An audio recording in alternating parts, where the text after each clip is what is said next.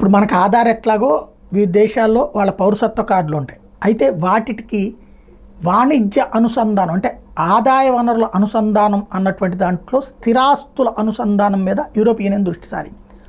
అంటే ఒక మనిషికి ఎన్ని గజాల భూమి ఉంది, ఎన్ని ఇళ్ళు ఉన్నాయి, ఎంత స్థలం ఉంది, ఎంత అమ్ముతున్నాడు, ఎంత సంపాదిస్తున్నాడు, దీనికి సంబంధించి వాళ్ళు సబ్మిట్ చేయడం వేరు. ప్రభుత్వం ఒక డేటాబేస్ తయారు చేస్తుంది.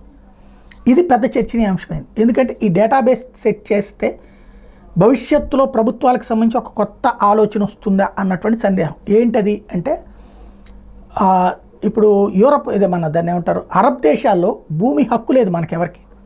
మనం అక్కడ ఇల్లు కొనుక్కున్నా 30 ఏళ్ళకి లీజుకి తీసుకున్నట్టు అది మళ్ళీ అప్పటి నుంచి మళ్ళీ ఫ్రెష్ అవుతుంది. కొన్ని చోట్ల 50 ఏళ్ళకి అట్లా ఇస్తున్నట్టున్నారు సముద్రం లోపల. అది అంటే మన సొంత భూమి హక్కు అనేది ఉండదు, అది లీజుకే, ప్రభుత్వం చేతిలోనే భూమి ఉన్నట్టు. అట్లా యూరప్ సమాజంలో ప్రయత్నం ఏమన్నా జరుగుతుందా అన్న చర్చ నడుస్తోంది. ప్రతి దాని మీదన పన్నులు వసూలు చేయడం అనేటటువంటిది, ప్రతి అంశం మీదన ఏదో ఒక విధంగా డబ్బులు కలెక్ట్ చేసేటటువంటి కాన్సెప్ట్. అంటే మనం కష్టపడాలా, శ్రమించేటటువంటి సొమ్ములని పన్నుల రూపంలో ప్రభుత్వాలు గుంజేయాలి అన్నటువంటి. ఇప్పటికే వివిధ దేశాల్లో 100 రూపాయలు సంపాదిస్తే 50 రూపాయలు పన్ను రూపంలో పోతుంది, 45 రూపాయలు పన్ను రూపంలో పోయే దేశాలు ఉన్నాయి. అట్లాంటి స్టేజ్లో మరొకసారి చర్చకు వస్తున్నది ఈ కొత్త డేటాబేస్ విధానం.